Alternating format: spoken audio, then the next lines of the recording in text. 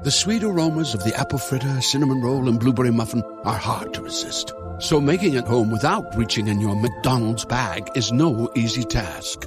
But nothing worth doing is easy. Ba-da-ba-ba-ba. At participating McDonald's. At Jewelers Mutual, we're a little obsessed with jewelry. Obsessed like auctioneers with talking fast. 50, we're going to 50. Pop stars with auto-tune. And dentists with asking questions. So, how did he propose? After they've put their hands in your mouth. Great. Yes, we've made jewelry our obsession for over 100 years. We love it so much we named our kids Ruby, Amber, and Opal. Venti soy latte for Opal? At Jewelers Mutual, we insure jewelry and only jewelry, which is why people who are also obsessed with jewelry trust us with theirs. Christopher Media, the Weedsman Podcast. All right, man. It's time. It's time. Are we ready for the list? The list. So we all made this list earlier. We said around. Maybe got a little too high. Well, you know, this list. we did get too high because we only made half the list. The Weedsman Podcast. Every Friday on iTunes and ChristopherMedia.net. Christopher Media. Let's make some noise. So this is where the theme song would play. You want a theme song? Lick my balls, Chris. You're going to put the song in. Christopher Media. Let's make some noise. From Asthmacore Studios near Detroit, Michigan, it's Unregimented. Gangsters, what's up, guys? All right, welcome to Unregimented, number 95. Yep, fast approaching 100. Are we going to do something special for 100? Probably should think of something. Hopefully I'm in town for it.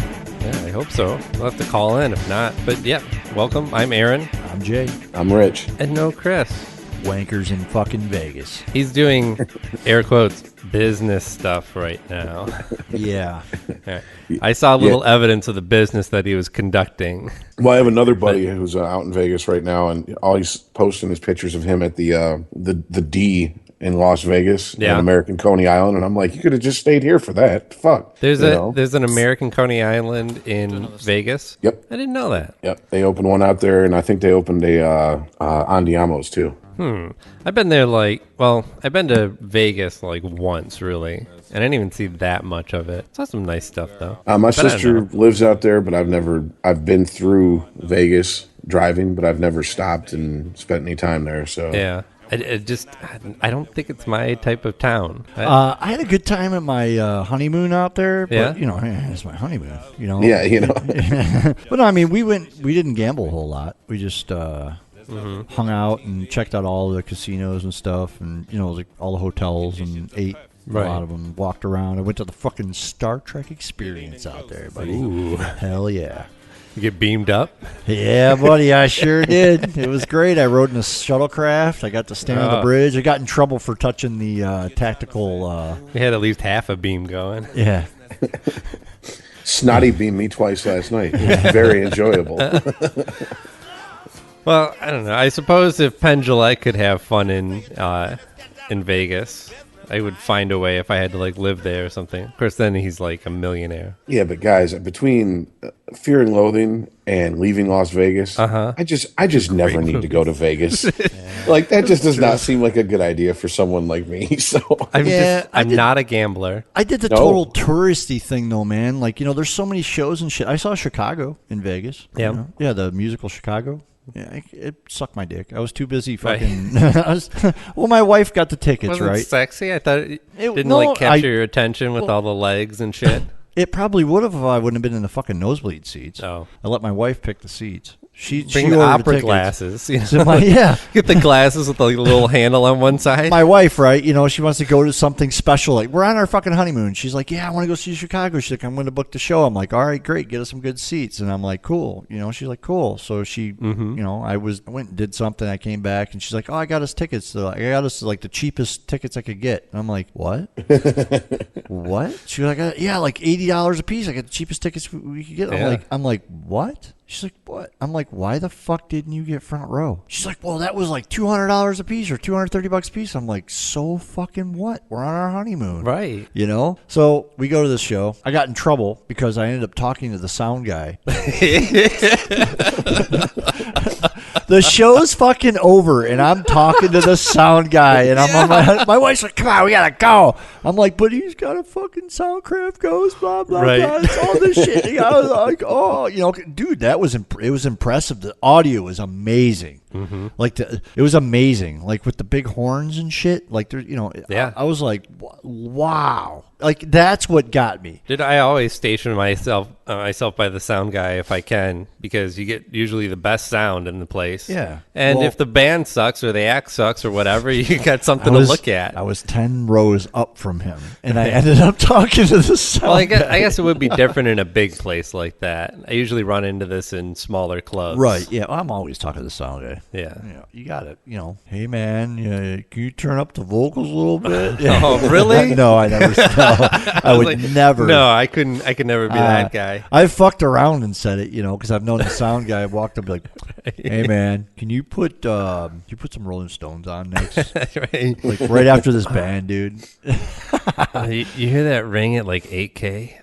Yeah. Oh, dude. Yeah. I did say something to the only time ever I've said something to somebody, a sound guy, was at the Detroit pub. The dude was running 135 decibels in the fucking room. Oh, in the Detroit pub. In the Detroit pub. I walked up overkill. Dude, I walked up to him with my fucking, I got a scope, a dB scope on my phone. Yeah. And, give or take 5 dB, right? Yeah. That's pretty much what it is. Because I've actually had like a full audio spectrometer in front of me, and like the dB's like, it's like plus or minus 5. Sometimes it's right on, sometimes it's off. You just recalibrate it. But, I'm like, I walked up and I'm like, dude, it's fucking too loud in here. Yeah. He's like, that's what it's supposed to be at. I'm like, no, dude, you're like 25 fucking dB hot in this bitch. Yeah, like, for that place especially. Yeah, that's like playing the Logger House with a 65 twin on 10. Right. I mean, there's no reason to die. First of all, you don't need a goddamn jet engine taking off in the fucking room, man. Exactly. I mean, come on. Damn near. Yeah, I mean, I had earplugs on and my ears were hurting. I'm like, this is fucking retarded. Damn. Yeah, for those who don't really follow what we're talking about, just imagine the opening scene of Back to the Future. Yeah. For an hour. For a fucking hour. Oh, Holy Jesus. crap, dude. Yeah, it was all metal, too. It was great, but it was just like, fuck, this is loud. I like it. You go to a concert sometimes and it's so fucking loud it makes you sick. Yeah. You ever have that? Yeah. I don't know. I get that. But if it was a metal show, I don't doubt that the guy was like, knew what like was consciously trying to reach that dB level, That's some like Man-O-War shit though. Like, we're the loudest band ever. And no, because everything's competition with metal. I know, but it was ridiculous, dude. It was fucking ridiculous. But the sound guy works for Detroit Pub. Now I've been there since then, and the sound has been good. The one near us. Yeah. The sound has been good. And the problem stage is like a fucking cannon. Yeah, dude. The stage is like they built in your this stage. fucking face. Yeah, everything's up, so you put your amp on the floor. It's right in somebody's face, and they tucked it back in, so it just fires everything out. Yeah. And then it's really difficult to control the sound on the there. flank. On the flank, they actually have, how they have those pillars built up? Yeah. Like in those pillars are fucking like QSC speakers, right? Oh, like, yeah. And they're totally blown. They're freaking. They just rode those to death. Oh man, like I just hear that annoys the fuck out of me. Man, this fucking suck. Yeah, I never notice it when I'm playing because, you notice it if your monitors are out, which is usually the case. You're playing a small club. But yeah, I always hate going to a place and hearing a blown out sound system. Yeah, much less getting off the stage and have somebody else tell you, you guys sounded all right. It's but set up wrong, dude. The place is set up all wrong. Yeah. See, that's how come I always loved my twin, because it had the kickback stands. So I never had to worry about monitors because I would aim it at me. And it was also easy to kind of just turn a little bit, catch some feedback if I wanted it, because it's right there, it's aimed right at you. Those fenders are nice like that. You looking to buy another one? Oh, really? I know somebody's selling a Fender. A twin, or I believe it's a twin. Okay, we'll get back to this. Yeah, not put your boner away, Aaron. Maybe Aaron, but Aaron's like, really? My little Fender has been blown for a while. I need a new amp. Well, what's blown on it? I think the power transformer's shot. I know somebody who fixed it pretty cheap. Dude. Right? Yeah, I got to get some money that I can. Like $60. Huh. That's not bad. Probably do that soon. Thank you for listening, liking, and sharing Unregimented on Facebook and following Unregimented on Twitter at UnregimentedPod. If you like Unregimented, please tell a friend to visit ChristopherMedia.net. You can subscribe to Unregimented on iTunes for free just by clicking through the iTunes banner at ChristopherMedia.net. You can also show your support for Unregimented when you buy something on iTunes just by clicking through the iTunes banner at ChristopherMedia.net. It won't cost you anything extra, and it shows your support for Unregimented. While you're on iTunes, please remember to write a review and rate Unregimented 5 stars. Just click on the iTunes banner at ChristopherMedia.net. Android users can listen to Unregimented for free at ChristopherMedia.net by clicking on the Stitcher radio player on our homepage. You can also listen to Unregimented for free at TuneIn.com or by downloading their free TuneIn radio app. Don't forget, you can always listen to Unregimented for free across any platform just by going to ChristopherMedia.net. Make sure to check out all of the podcasts on ChristopherMedia.net. Mondays and Fridays, you have Unregimented. Reach us at UnregimentedPod on Twitter. Tuesdays and Fridays, you have the Weedsman Podcast. Find those guys at the Weedsman420 on Twitter. Wednesday, you have the Projection Booth, projection-booth.com, or at Pro Boothcast on Twitter. Saturday, you have the Captain's Table at Captain's Podcast on Twitter. You can also check out one of our new shows, well, new to us. It's the Ugly Club Podcast. It's another movie podcast, but these guys go with more of a theme each week rather than just one movie. You could check them out at Ugly Club Podcast on Twitter or uglyclubpodcast.com. If you like Unregimented and want to show your support for Unregimented, you can donate to Christopher Media by clicking through the PayPal button at ChristopherMedia.net. If you use Amazon.com, please click through the Amazon banner at ChristopherMedia.net and bookmark the link. It won't cost you anything extra, and when you buy something, you will show your support for Unregimented. If you're looking to launch your own website, please click through the HostGator banner at ChristopherMedia.net. That's who we use to host Unregimented. When you sign up for HostGator by clicking through the banner at ChristopherMedia.net, you are helping to support Unregimented. So, a lot of crazy news this week. There was a big story by Seymour Hersh, and I don't know if you guys have ever read any of his work, but it tends to be quite the controversial journalist. Not always the most well-sourced journalist either, and very opinionated. But I can't say that what he proposes in this article doesn't sound logical. If you haven't read it, the article is The Killing of Osama bin Laden. And what it's about is he picks apart the White House story of what really happened, right? Which was, because they caught somebody. Who did they catch and interrogate and find out where he was? That was his driver. Yeah, I was going to say it was, I thought it was his driver. Yeah. So, they catch and interrogate the driver. They find out where he's staying. And then in the middle of the night, they fly a couple helicopters in, and the Navy SEALs go in and take him out. Haven't you seen Zero Dark 30, motherfucker? I have not.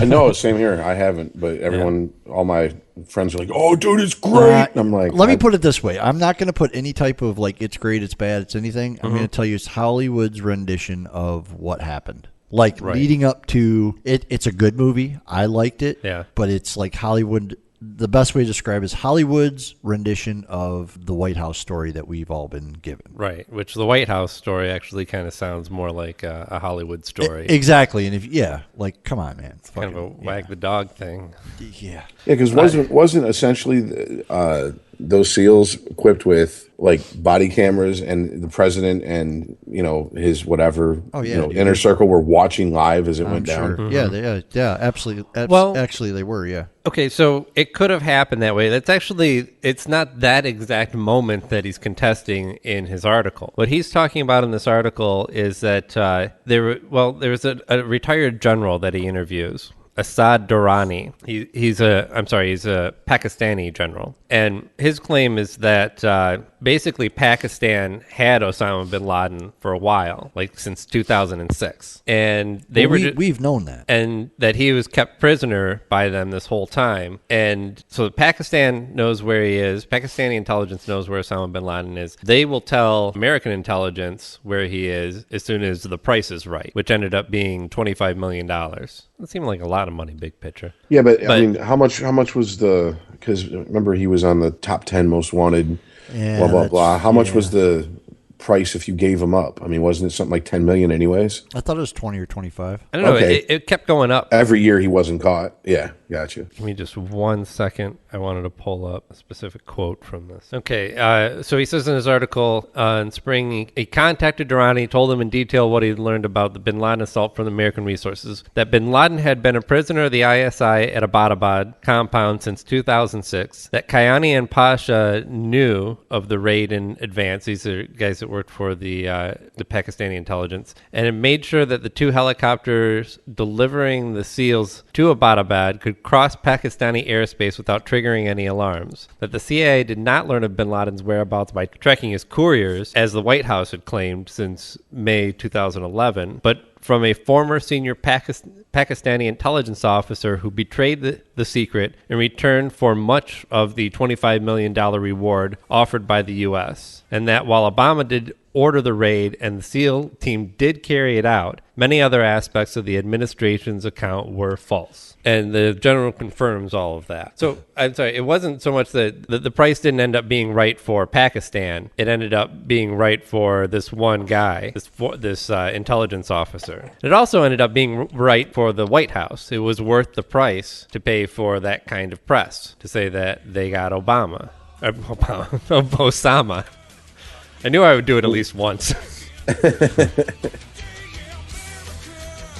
So, the White House response to this story, no direct response. They won't directly address Seymour Hersh's story. What they did instead was release a flood of papers that they came across when they actually did the raid. These were Osama bin Laden's love letters to his wife, his will, emails, his journals, in addition to all of his plans for taking out Americans. Of course that's in there. Yeah, you got to have a little bit of that. But really, it was just like just an information flood and a way to kind of divert people's attention. Oh, you want to talk about Osama bin Laden? Well, we got plenty of stuff to talk about. Look at all this shit that we found. I didn't read of any news necessarily in any of that. Sure, you would imagine the guy's going to plan further attacks, but he's dead now. Sure, yeah. And who the fuck cares about his love letters or his wills or who he wished would take over his jihad?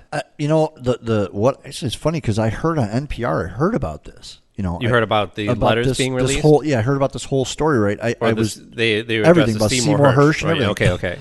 And what they were saying on NPR, I don't know if this is a spin or not, but they were saying that Seymour Hersh actually stated there were no books or none of that existed. He actually said none of that existed. And then he said that like yesterday. And today they come out and released all that shit. That's what NPR said today. So I was kind of like, okay, like I didn't know if like. So he was trying to further poke holes in their argument and say, well, look, they said they found all this stuff and they never found it, and they're like, oh yeah, here you go, motherfucker, eat this. Right. That was basically what that was. That was the government like basically smashing a conspiracy theorist or whatever you want to call it, or attempting to. I mean, if you don't refute the major argument, that was like a finer point of his overall. That was the White House PR people going, you fucking release this shit today. We gotta blow this guy out because like we gotta fucking or we gotta stay up all night and write control. Yeah, exactly. Shit. Who can write Arabic at 2:00 in the morning? All right, hold on. Do we have enough tinfoil to have this conversation? That's all I'm asking. This is just hypothetical and funny. Whatever. I mean, it could not. Whatever, dude. I don't know the truth. Who fucking does? The Illuminati. That's who. Well, I'm assuming the people that probably ordered the SEAL team in know the truth, and we'll never actually hear that truth. It's even like the Kennedy files. Like even though they released them, there was shit blacked out, like entire paragraphs left and right. Yeah. Honestly, that I don't understand why we did. Why they? I understand why they made it so public about going in and getting Osama bin Laden, but I just think. I think they could have done it a better way. I think they could have just paid... Dude, just give the fucking Pakistani government $1 billion. Fuck it. We want Osama bin Laden here. Give us a motherfucker right now. And they're going to be like, oh, okay, here you go. Because they're fucking Pakistanis, dude. I hate Pakistanis, dude. I will fucking... I'm saying it on the air. You ain't got to edit that out. I've never been not stabbed in the back by a Pakistani person. Yeah. Never. I don't know. Well, I'm sure I know Pakistani people, but I don't know them like that. Every fucking one of them. Well, that was the thing is, like, Pakistan is supposed to be our ally in all this, right? Right. Because they're basically like, we don't want any trouble. Go ahead and use our airspace. There's my point. And then, yeah, I don't know.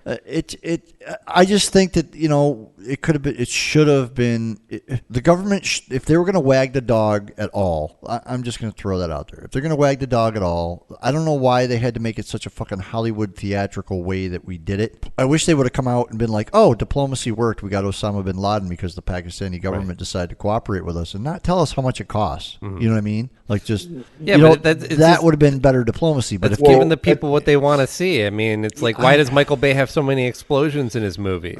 At the same time, because guys, they test well. If they had just negotiated with the Pakistani government and took him into custody, he'd have had to stand trial.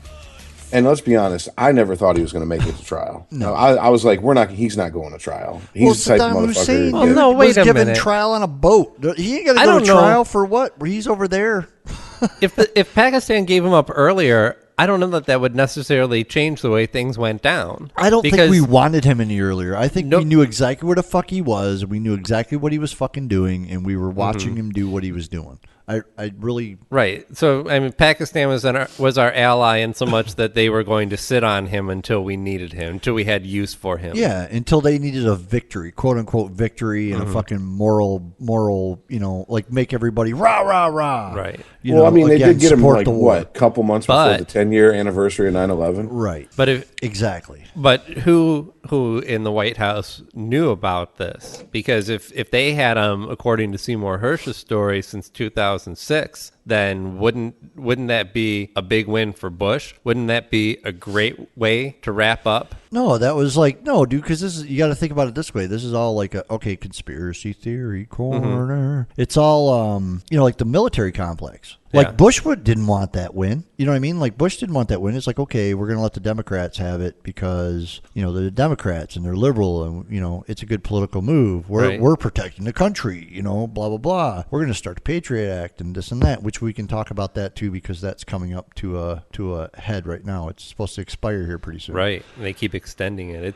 We'll get on that in a minute because, actually this week, it expires this week. So anyways, the conspiracy theory is the fact that, hey, you got this industrial war complex. The Republicans are all behind that fucking shit. Right. And Democrats, they're all behind that shit too because it makes them both fucking money, right? Mm-hmm. Mm-hmm. So if you have a fucking multi-president war, you're generating all this money. We can crash our economy and basically reset it and fucking, make it Big Brother on our dime. Right. That's right, because they know that there's certain businesses, there's certain industries that are just too big to fail, to use a great term. If they were, we just fucking prop them up. Exactly. We would prop them up if they did fail, but overall, it's the bigger businesses in slower times don't fail. No. They just downsize. They shrink a little bit and they weather through it. And it's the small businesses that fall out. And when the economy comes back up, all the business goes back to the big business because that's who's left. Well, everybody's so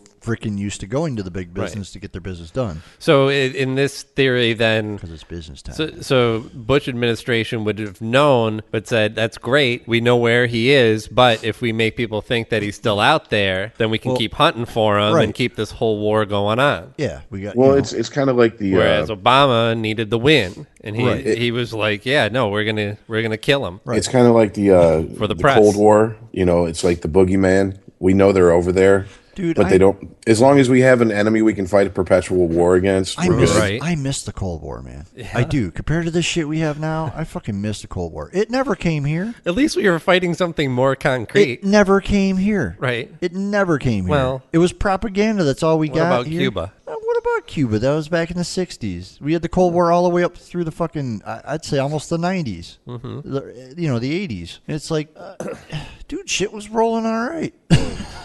Well, duck and cover, man. Duck and cover. I don't know.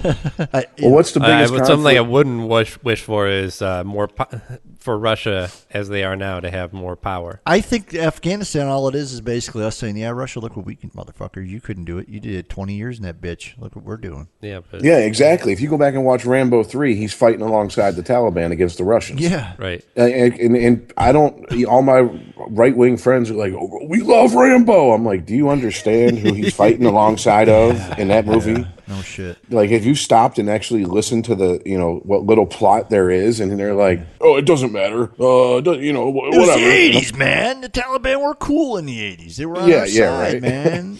Yeah, we gave Saddam Hussein the key to the city of Detroit in the 80s, shit. And that's no bullshit. That's real shit, dude. too. Because of Dearborn, man. Speaking of crazy fights, what the fuck is going on in Waco? Oh, boy. What is it about Waco? That was the Banditos. The Banditos versus the Cossacks. And again, one speaking other, of Russians. And then one other.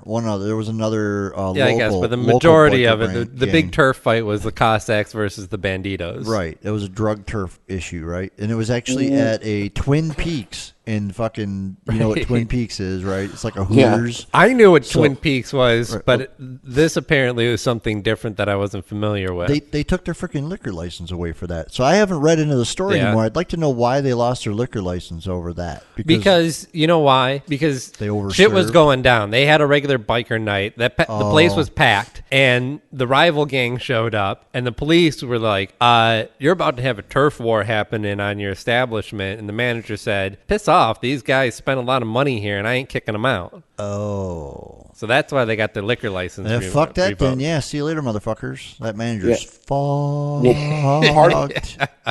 Part of something that I think is getting lost in this is that what? These are 1%er motorcycle clubs. Oh, right. These are motorcycle clubs that aren't these are gangs. Yes, these are not your riding enthusiasts. This is not a club. Oh, right. Yeah. These are motherfuckers who are making a living. I thought you were saying they were rich. Outlaw bikers, man.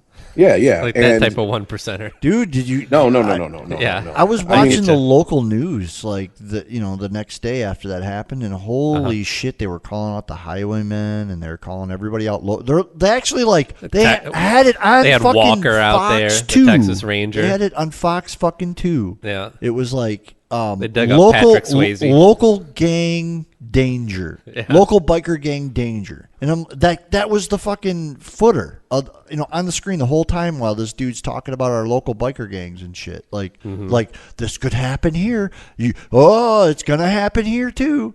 That's why I don't go to Gibraltar on bike night. Fuck that. Well, this is serious. This was fucking brass knuckles, chains, and then guns. Fucking shotguns. 9 people dead in this brawl, 18 injured, 170 arrests. Yeah. So that gives you an idea of the scope of this thing. Yep. Because a lot of them got Did you away hear what too. the arrest charge was? Gang. It was, participating in organized crime. Yes. Thank you. So are they charging them under a RICO predicate? No, Okay, because so it's not like they that's did to the specifically highwaymen like a back in backdoor 97. way of getting a gang activity when you can't see them with a gun in their hand. Well, no, because the feds raided the highwaymen's clubhouse in 97. Yeah. And basically gutted the leadership because they got a bunch of people to roll over on each other because motherfuckers were like, I ain't going to prison. Because, really, when you start getting into outlaw biker gangs, it's just like the mafia. You're only as worth as much as you earn, and you always have to kick up. It's a pyramid scheme. Right, which is why they can go in there and grab a guy and say, hey, we can put you away for 10 years for tax evasion unless you roll on your buddies. Oh, yeah. And there was a lot of guys that did that. That's why the ATS is part of the Treasury Department, by the way. Out of the 170 arrests, there were actually everyone was given $1 million bond, which in Texas the bail bondsmen were like, nobody's putting up that kind of money. Like, you are not getting out on $1 million bond. That's $170 million that would cost. Oh, I thought it was 10%. Well, but it would be $170 million worth of bond. So what's 10% of $170 million? That's $17 million, right? Oh, I'm sorry, $170 million. Yeah, I'm sorry. I see what you're saying for all those guys. So still, it would still be like 17. My math's right? It'd be like $17 million. Well, gentlemen, let's be honest. These guys are, if there's 170 of them from 3 different gangs in there, they're more probably comfortable. Yeah, they're fine in prison than they would be on the street getting like, sweated. Hey, Jim, haven't seen you in 6 months. How the hell you been? There's 3 guys that were given $50,000 bails. That's because they flipped. And no, actually, they claim it was an oversight. Oh. I think, maybe they got processed before the public outrage happened, but they were actually out on bail, and so they issued another warrant for each one of them and put their bail back to $1 million. Wouldn't that suck? Yeah. You're just strutting around like your shit don't stink. Laughing at it. Yeah. All those 167 people that have to... That's not the place I'd want to be. Yeah, dude. Well, here's the thing. I wouldn't want to be the ones getting out on $50,000 because they're gonna be like, "What the fuck did you do to get that?" Right. Oh yeah, dude. Your street cred's fucked. You're dead, man. That's probably they probably did that to all the like leaders just to be like, we'll let them. Like if I walked into the court and they're like, "Okay, you $167 million bond. You and these two, $50,000." I'd be like, "Fuck you, Your Honor." You know. That's a dead motherfucker. I said, Smith, you're out of here. Yeah. Somebody bailed you out. No, not me. I ain't leaving. What I meant to say is, suck my balls, Your Honor. I need $1 million bail or else you're going to get me killed. Are you kidding me? Okay, who do Sir, I got? I'd like contempt of court. Go fuck yourself, please. Yes, exactly. Who do I got to punch in this courtroom right now to get my bail raised? Punch the bailiff. I just have one question. If I punch the bailiff, will that add to my time? I don't want to go. Maybe if I go for somebody without a gun, knock your own lawyer out. Yeah. Smack the Public prosecutor. defender. Well, usually a lot of those that's the thing, those are video arraignments anymore. Yeah, that's true. Well, there's one thing about this story that I've seen a few of my friends comment on online, and when we talk about it, they're like, "Where's all these outraged people yelling thugs and all this shit at them?" And you guys are gangsters, and you guys are They didn't burn the Twin Peaks down. Well, yeah, but it's a valid point in my point of view, because man, if this had been the Crips and the Bloods, shit, dude, that'd have been a national shitstorm. It was still a national shitstorm. Yeah, not on the scale of I don't race would come into it. Like race hasn't been brought up into this. Pretty much like it's just they're biker gangs, which is, let's be honest, code for mostly white trash. Man, banditos are fucking usually like Hispanic. I mean, I know there's non-Hispanics, but That's what I was wondering. How many, like, when you have the Cossacks versus the Banditos, how much is this race based, or is that just it's name? not really race based? Right. No, it's just well, mostly. This was just confusing to me. You might as well have told me that fucking Pirates raided a Hooters. Yeah, right. Like, I was just like, what? Yeah, right. What the fuck are you talking about? This exists? This still goes on in this day? Yeah. So I'm a little sheltered on that. Well, I was at a local tattoo place, right? I went in to get pricing on a tattoo. Actually, I have my daughter's drawing on my arm, and they were all people in there. There's this chick looking at the drawing. She's a tattoo artist. She's like, "Oh, this is really cool." They're all like, "Oh yeah, it's totally cool." They're all really cool people, right? And then all of a sudden, this dude walks in the door, and the room went fucking like sour quick. Yeah. And what I found out was that the dude who runs that place is a highwayman, and the guy who walked in is his best friend, but he's a vigilante. And they're not. I guess they're like rivals or whatever the fuck. Sure. But like, what? Why do you got a fucking rivalry, dude? Like, what the fuck? Because they got anger and they don't know where to point it. Go buy some sheep. Go fuck a sheep. Yeah, I mean, I had a friend who... Can't you blame your parents like the rest of us? I have a friend who was into highwaymen, and he gave me some... I'm not going to name his name, but he gave me some insight into how it works, and he's like, honestly, 90% of those guys are just guys that want to belong to something. Right. And then you got 10% of those guys who are actually running the show, and those are the guys you don't want to fuck with. No, I can understand gang mentality, especially when you don't have much of a family or, a good group of friends, or maybe all your friends are just in a fucking gang. Right. It just happens to be like that. Yeah. Now, see, I was at maybe you grew up with it. I don't know. I was at a grand opening for a restaurant. My brother-in-law was, he actually was a mixologist. Anyways, he goes into bars and helps them open. Was there a Viking raid? No. A fucking vigilante. Dude, a vigilante walked in the door. Yeah. Like wearing his full colors and shit. And like, I'm in the middle, like my fucking wife's whole family's there. And my wife and kids are there. I'm like, we got to go. Like mid-dinner, I'm like, we got to go. And my wife's like, what? I'm like, I don't fucking eat places bikers are at. And she's really? Like, yeah. No. Biker gang people? Fuck that. No, fuck you, dude. Fuck that shit. Nope. Gotta go. See, I've because of some of the places we would play, like, I mean, we had a lot of jokers come into one of our places where we were the house band, and they loved us. I mean, they're like, come play our clubhouse. We won't pay you, but we'll give you free food, free drugs, and free pussy. And I'm like, I like all that, so. But then again, I was coming from a musician standpoint. Right. They wanted, Well, I'm sure they're great when they're being nice nice to you. Oh yeah, no, they're definitely, fine. No, definitely. and I mean, but I would never fucking hang out with them. They've all been fine with me. Yeah. Everyone I've ever met has been fucking fine, just fine with me, because I look like fucking tall white dude, shaved head. Right. Hey, so. Oh, dude, when I had long hair and a beard, you know how many times they come up and be like, "You ride?" Yeah, right. No. No. I'm not even going to Just fat pussy.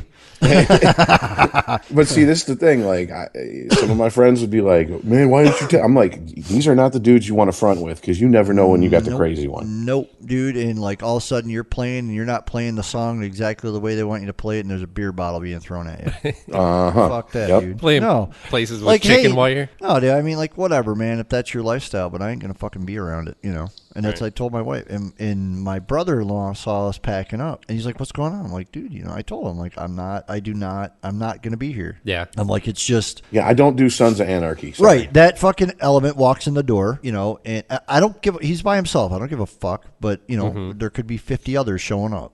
He's friends with the owner. I guess. All right. And right there, I was like, okay. And my brother-in-law was like, yeah, he's friends with the owners. It's cool. It's cool. I'm like, no, it's not cool. No, it's worse. Right. I'm like, no, we're leaving. And like, he was actually mad at me. And I'm like, dude, you can choose to be wherever you want to be. Mm-hmm. I don't feel it's the environment that I want my family in. So, because it's and that's another thing. If I'm by myself, it's one thing. If I was with my wife and my kid, right? Okay, at that point, no.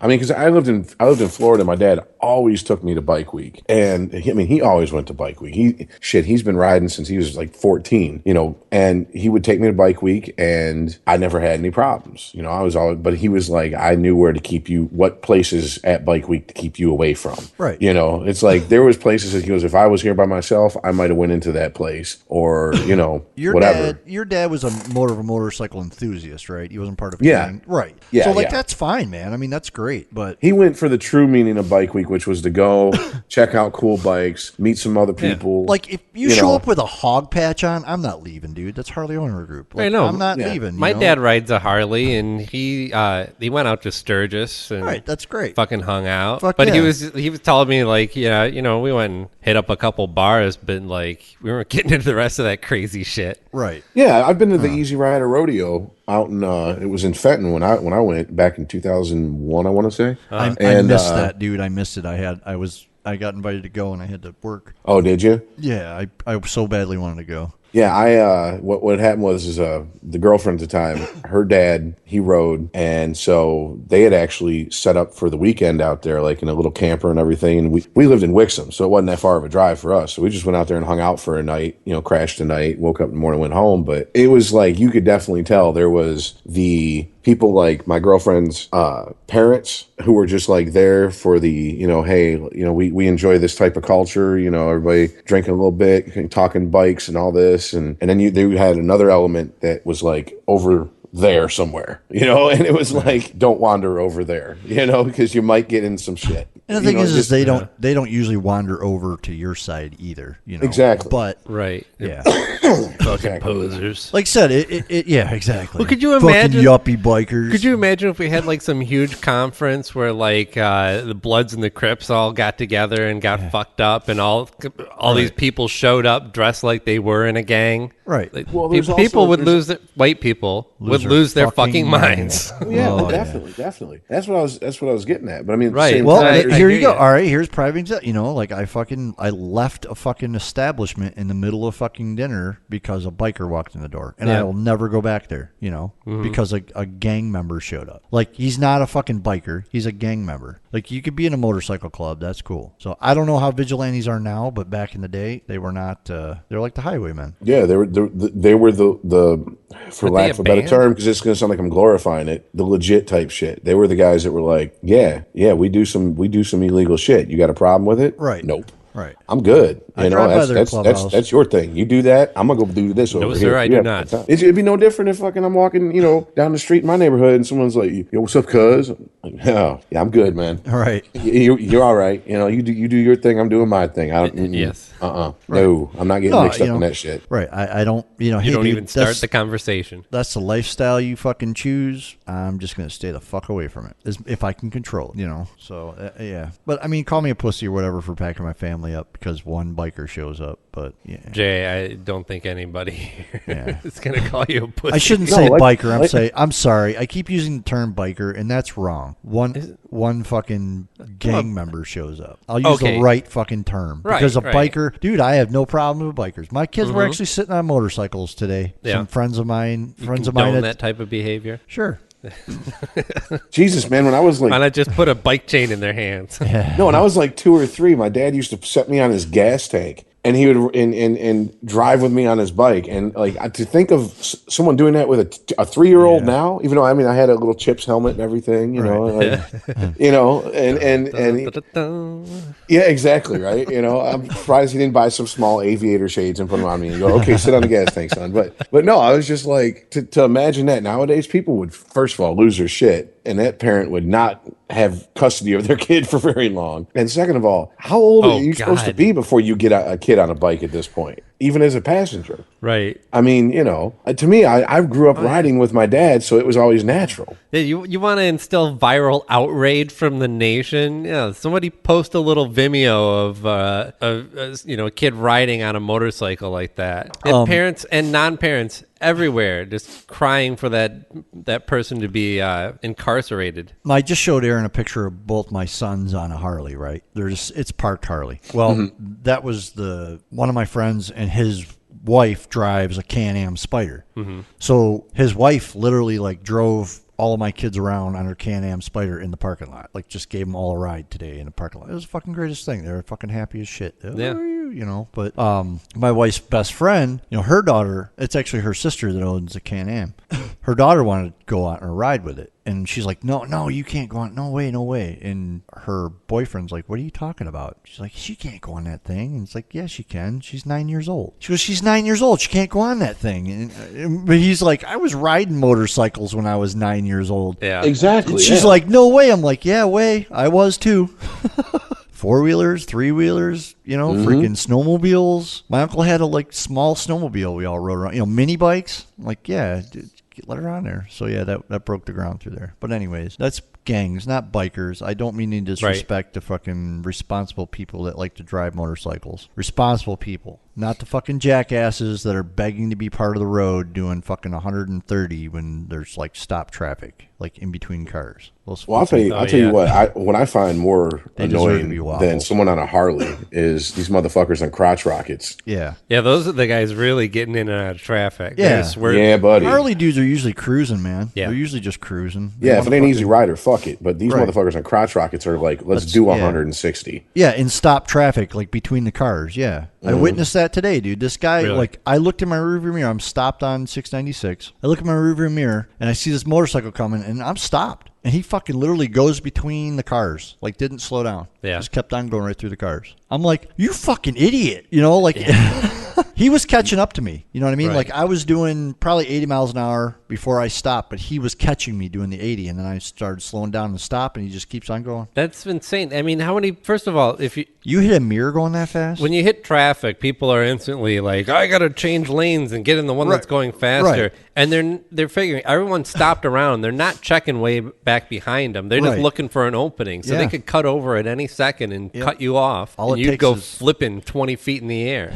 Yeah. Yeah, a kid I grew up with was on a crotch rocket, and this was in Redford, and he was gunning it down the side street, and he was doing they estimated about maybe 125, 130, and he blew through a stop sign, and a car was coming out, and when he hit it wasn't a car, it was a truck. He hit a truck, and when he did, he went headfirst into the truck, and you can imagine what happened to his body from there. Instantly dead. His best friend, who he grew up with, was 300 yards behind him on the street, saw it happen. This wasn't. I wouldn't say this kid was a friend of mine. It's just someone I grew up with. But yeah, I was like, when I heard about it, I'm like, not shocked. This kid was always not all there. That's just the way he was. And why you're doing that speed in a residential neighborhood in Redford, I have no idea, man. You want to do that? Hit M14 between fucking 275 and Ann Arbor in the middle of the night. One time, my ex-wife came home when we were still married. She had witnessed on her way home from work. She didn't see the accident, but she saw there was a guy in a motorcycle just on the side of the road. Another car had pulled over, and she pulled over at the same time and couldn't do anything for him. They were just waiting for an ambulance. and she was basically watching the guy die. Yeah, I she was saw pretty. that. She was pretty fucked up over that. Mound Road. It was the off 696. It was the off ramp to go to Mound. There was a guy fucking literally. I watched him wipe out and go up the embankment. Yeah, the bike was on him. I could not ride a motorcycle. No, not like that. No, not out. He just on the lost his freeway. shit. Well, that's my neighbor's best friend, man. Her husband was riding. Her and her husband were riding a trike. Yeah. He had a custom built trike. It was like brand new, professional trike builder, and they had taken it on like 1,000-mile freaking road trip. And when they were like coming off the off ramp of the expressway to go home, the fucking bike disintegrated. Jeez. At 70 miles an hour, fucking killed him. All right, this is getting too dark. Well, man. no, it's conspiracy theories, biker gangs, death. Biker gangs. Let's lighten it up a little bit. Jesus Christ, can I have another one of those cigarettes? Yeah, grab it, man. It's right there. Oh, you dirty fuckers. I got to wait for the break. Yeah, I know. Dude, seriously, I have smoked more in the last week than I've probably smoked in the previous month. I'm so stressed, but that's for another day. Dude, I put some fucking chew in my mouth today. That didn't last but Gross. 20 seconds. Yeah. Well, it was a pouch. So David Letterman is ending his run on late night tonight, actually, but it'll be a couple days later when you, the public, hear this. So you guys, David Letterman fans, first of all. I like him, dude. It's not something. Never really watched him. Not really. I mean, I've seen a few shows. Of course, everybody has, right? Well, of course. You know. Yeah, I've seen some of them. I liked Letterman because he always seemed to have the non-Tonight Show guest on. Like, he would have bands that the Tonight Show would not touch with a 10-foot pole. He'd have guests that the Tonight Show would not touch. Like Bill Hicks, was on there like 17 times or something before he died. And, he had Hunter S. Thompson on all the time. He had Harvey, the guy from American Splendor. I can't remember his name right off the top of my head, but guy from him from American Splendor, the comic book. Oh, Harvey. What's his name? Yeah, Harvey Picard. Harvey Picard, yeah. Yeah, he had him on a bunch, He always seemed to have that left of center, like, okay, here's what the Tonight Show is going to have on. And Tonight Show is very slick in that. And his show, it got that way, but when it started off, it was like, remember Crispin Glover going off on his show? Oh, yeah, that's a classic. Karate kicking at his face.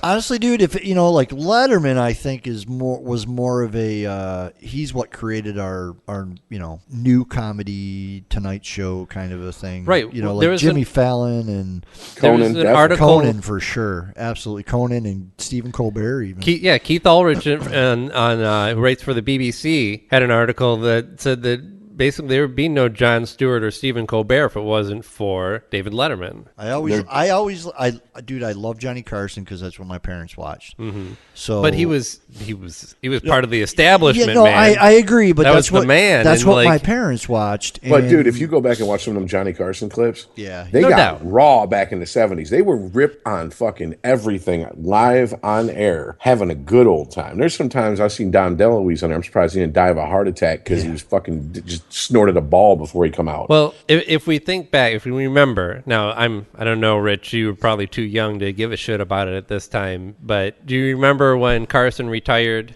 Yeah, oh yeah. And that was the end of my watching any type of late night TV show like that, variety show. Honestly, that was it. Right, because that was pretty much for me too. My parents watched that, right? So I didn't watch Letterman. It was like I watched that. Well, for me, I was upset that David Letterman didn't get the Tonight Show gig because he should have. I agree. Yes. I totally agree. I mean, nothing against Jay. He seemed like a really nice guy. He's done a good job with the show, but David Letterman should have done that show. I agree. Well, there was a really good HBO made for HBO movie. Yeah. I want to say the late 90s. You remember it? Yeah. I didn't get the decision. I did not get their decision to pull Jay Leno in because I wasn't familiar with his work at all at the time. I think and it was really odd. It was like, why would you pull him in and not Letterman? Because Letterman's amazing and could totally keep the show going and make it fresh. I think if I was to hazard a guess as to what their thinking was on this, they already had him where they wanted him, which was keeping people on after the Tonight Show. Right. Yep. And Letterman was known. And if they had to put somebody else there, if they had to put somebody else there, they would lose that viewership to just either falling asleep or watching something else. So what incentive do they really have to give him that slot when they could pull somebody that would draw younger viewers, or at least somewhat younger? We're talking, younger than 60. Well, right, yeah, like our age actually. They thought they would pull a little bit older than us. Right. Leno was seen as a more mainstream, yeah, like better suited for post 11 o'clock news for middle America than David Letterman. Yeah. He is funny motherfucker, dude. I just don't like watching him I didn't like watching him on The Tonight Show. And it was also kind of a restructuring of what it really meant to have late night programming, because it used to be like you'd have prime time and then late night. And like prime time was like there might be, you'd find Dukes of Hazzard in there or something, but especially after 9 o'clock, then you're like, kids go to bed. Yep. The Equalizer's on. Fuck yeah, dude. I love that show. So, and then by the time you got to late night, it was like, no holds barred, at least as much as you could, as close as you could get for network television. Yeah, didn't it go like Elf, fucking Knight Rider? But then it started to extend. Like the family programming has to be on all night now because kids are staying up later. And some kids are even staying up late enough to watch the Tonight Show. So me. A prime example. Right. And so, it's wanting to, pull newer, younger viewers. Because when did Carson retire? I'm sorry. 92. 92. Yeah. Right. So, you're talking, I was, graduating high school. Like, I was a junior in high school when he retired. Right. So I watched a lot of David Letterman in high school when he was on NBC. And it was on the same time as Star Trek, so yeah. that and MASH. Yeah. Watched a lot of motherfucking MASH. But fuck yeah. I don't know.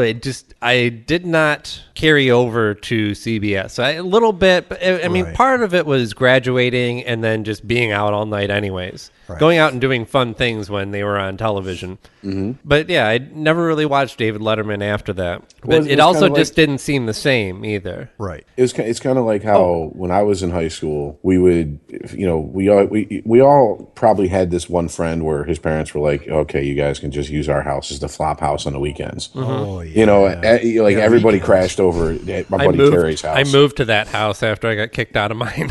Yeah, I think we all did at one point. That was the first step out of the house. I did not, actually. I did not. Well, my buddy Terry, his house was like that. And every Saturday night, because we weren't old enough to go out and hit the bars, but we all had, cars and older brothers or friends, we would get booze and then go back to Terry's house and drink and watch Saturday Night Live. And then once I hit graduation age, I checked out on Saturday Night Live until the late 90s because I was out living life. Right. That's what happened with a lot of the late night shows. Like when I was a kid, I used to watch Arsenio, Johnny Carson, David Letterman, like flipping channels, on commercials and shit. And then probably about 93, 94, right around when I graduated, I just checked out of all that shit. I couldn't tell you what the fuck was going on there, until I saw Triumph on Conan and died. Almost pissed myself when he went to go to the premiere of episode 1 and fucked with all those people. I was like, okay, this shit's funny. All right, that's great. And I'm a Star Wars nerd. But that's great. Right. So other shit that I remember loving about David Letterman, there was always some amount of chaos on the show or nonsense. Mm-hmm. Whether for a good period that I watched it, he seemed to be obsessed with driving RC cars into various things. They would stack up boxes or empty bottles or whatever the fuck they could stack up, and just drive this car with the camera on it into it, and everybody would cheer. And I have to say, wasn't he also the one that got into throwing watermelons off the roof? Yeah, throwing watermelons off the roof. And then there was your oddball shit, like every time Larry Bud Melman showed up, who was a staple, at least through the period that I watched it. I don't know if he was still on the show at CBS, but yeah, he actually opened up the very first David Letterman show. It starts with him reciting some Shakespeare or something like that, I think. And also that's about par for the course for David Letterman. Right. And seeing Chris Elliott eat dog food. Chris Elliott was always great when he was on. Yeah, I forgot he was on he was on a lot. Yeah. And Paul Schaefer. Dude, I feel bad for Paul, dude. I hope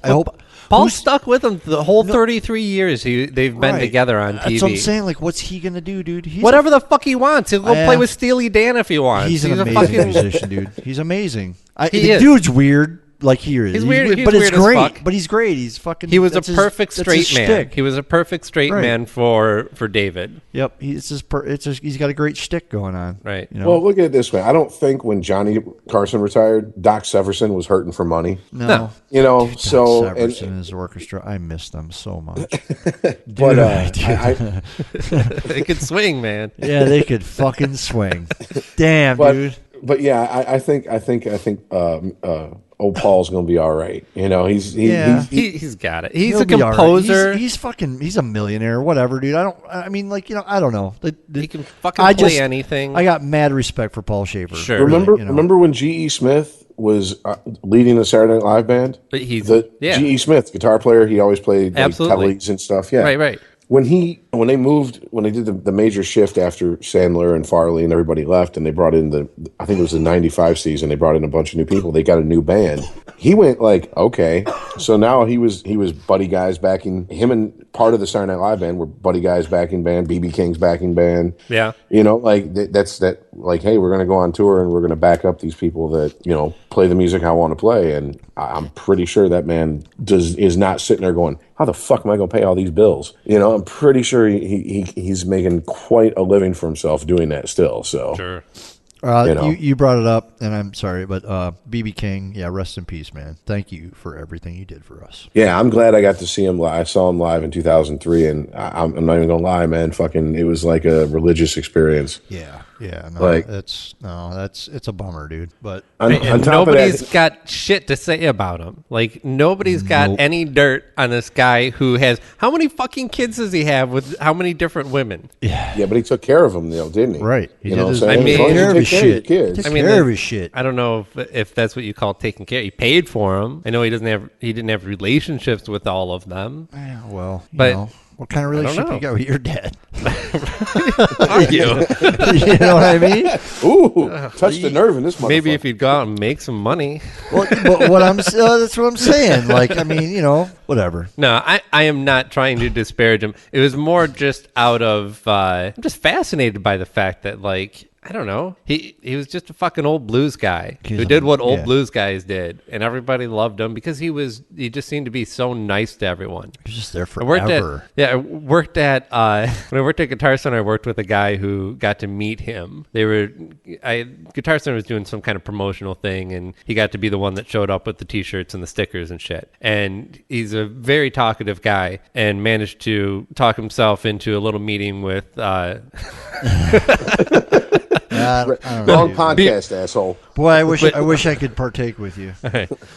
With BB King, and he brought something to get signed by him, which was a little electronic tester for diabetes for his wife. His wife has diabetes, and it has this little tester, and he wanted him to sign it because he was famous for talking about diabetes. Anyway, Yep, yeah. that was the story. And BB signed it? Yeah, he thought it was hilarious. See, now that's a dude who can laugh at himself. Right. I mean, like, you hear horror stories about people like look at the modern equivalent of someone like BB King, someone who's been around forever and who not really relevant, but I would say like Madonna, man. She has a hardcore following. She's been around forever. She's not really relevant to most of the mainstream these days, but every once in a while she pops in as like she guessed on someone's song or something like that, and it brings it back, and we have this little moment where we all go, oh, remember when Madonna was relevant? Yeah, that was nice.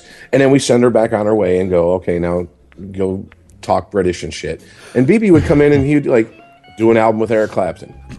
Okay, but I cannot get behind this comparison. I can't either, bro. I know you're talking in very broad terms, but I mean, the broadest you've got to weigh the talent Dick Dale. and the personality, Dick Dale. and all that. Dick Dale? Dick Dale. That's yeah, kind of, because I mean, look, Yeah, BB but how old is he? Oh, he's fucking not- old, dude. yeah. He's 70-something. Yeah, he's got to be. So I want to, Shit. dude. When we played with him, he was I want to say he was like 72 when Right. we opened for him. Well, okay, so he certainly did a fair amount of he played with U2, Eric Clapton. He just wanted to play, really. Yeah. And you have to argue that any track that he was on, as shitty as it may have been, he made it better. Santana. Right? He said he didn't make anything worse. Santana. There you go. What are you naming still? People who are the modern day equivalent of BB King? Sure, I guess. Is that what we're doing? I can't say there's a modern day equivalent, but I mean Santana. I think you got to get a little bit closer to the modern day. Yeah, because 92.3. It's a local R&B and stuff station here in Detroit. They actually started playing BB King after he died, and I'm like, oh, that figures. But one of I'd never heard this. It was a fucking BB King playing with a rapper, but it wasn't like the cheesy what you would think. Yeah. It was just like a legit hip hop beat, and BB singing and playing over top of it. And I was like, damn, that's a bit of all right. How the fuck did that happen? You know, because he wasn't afraid to get out there and just play and have his music heard by as many people as possible. He used to say all the time, hey, I've read interviews and I mean, upon interviews with the man over the years in guitar magazines and musician magazines, and he always said, you give me a backing band, I'll get up on stage and play with anybody. And he meant that shit. And he took a lot of people under his wing that he didn't have to. I mean, like, if you can go back and look at, like, the guys from the Austin, Texas 70s, early 80s blues scene, he took all them guys under his wing. Kenny Wayne Shepherd, dude. You ever seen him play with Kenny Wayne Shepherd? Yep. Joe Bonamassa, or however you pronounce his name. Derek right. Trucks. I mean, there's a bunch of guitar players. And these are young guys. These are guys like our age or younger that he took under his wing Kenny and was Wayne still Shepherd's doing it. Like not even 30 yet. Fucking kid was like 17 years old when he was badass. That was back in 97, I want to say. You know what I love about watching BB King play is the way that he moves his mouth. If you notice, when he's playing on guitar, he's like, it's almost like it's coming out of his mouth, like he's singing the notes. Yeah. Well, that Hendrix, he said in an interview, well, obviously long ago because he's been dead for a long time. He said, they said, how do you do this singing while you're playing? And he goes, oh, man, I got that from BB. Yeah. He goes, that's what I did. Like, I sing the lines you're playing. If you can sing or hum your guitar solo, it's going to make more sense than if you can't. And he's like, right. BB's, shit was like that. And here's the thing where guitar nerds are going to be like, man, fuck him. But BB didn't even he admitted, he's like, man, I don't practice chords. All I do is, I didn't practice chords. I practiced scales. I learned how to play and sing. That was my thing. Call and response, and so I pay other people to play chords around me. Right. And when I saw him live, he said this shit. And on top of that, I mean, his tone is so unique to him. But I got to say this, when I saw him live, at least, his tone had a lot more edge to it, a lot more overdrive to it. And I was like, holy shit. I was expecting clean BB King, okay. Yeah. That motherfucker got up there and had some fucking ripping tone. And I was like... We know that he was playing Lucille. That was the guitar. That was the only thing I ever saw him play. It's a hollow body Gibson, if you don't know. What kind of amp does he play out of, though? Or did he? He was playing, when I saw him, he was playing out of oh shit.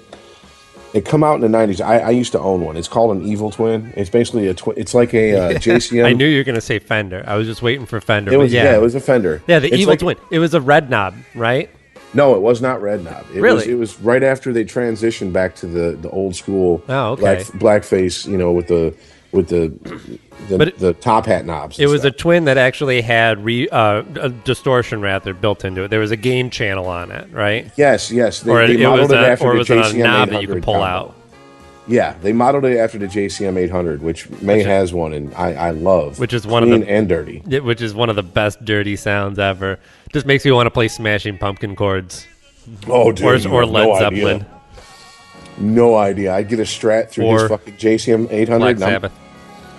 I get a Strat through his JCM 800, and I'm fucking Billy Corgan out, dude. Fuck yeah. Get some lace sensors on that bitch. All right. Well, I think that about wraps it up for this show before we completely nerd out on instruments. But I think everybody's going to miss BB King. Hey, one of it's sad to say, but this is the truth, man. All these old blues guys that we've taken for granted, there's not many of them left. I mean, Albert King's gone, Freddie King's gone, B.B. King's gone, Albert Collins is gone, Bobby Blue Bland's gone. I mean, you got basically like Buddy Guy and who else? I don't know. Is T-Bone Walker gone? Yeah, he's been gone a long time. Holland Wolf's gone. Buddy Waters is gone. So if you're a blues fan and you get a chance, don't fucking pass it up thinking, I'll catch him next time, because these brothers are getting old. I mean, like, should probably sit and live off of their what they've done, but no, they're still out there playing, but they might not be back through again. So right, because none of them, they all got fucked over by the record companies. Yeah, no shit. Oh well, but that's a whole nother story. Yeah, but I mean, they've gotten like guys like Buddy Guy. He's gotten his love back. You know what I'm saying? Like from his second coming, he owns a bar, Legends in Chicago, that all the blues guys that are traveling come through, and they have to stop in. And if he's there, he's going to jam with you. All that type shit. But it took 50, 60 years of him playing to get that, and he still has to be on the road because he's still providing for his family. So yeah. Yep. So, all right. Anyways, yep. Different story for different day. All right. Fuck you, 95. All right, see you next week. All right, later, guys. Later.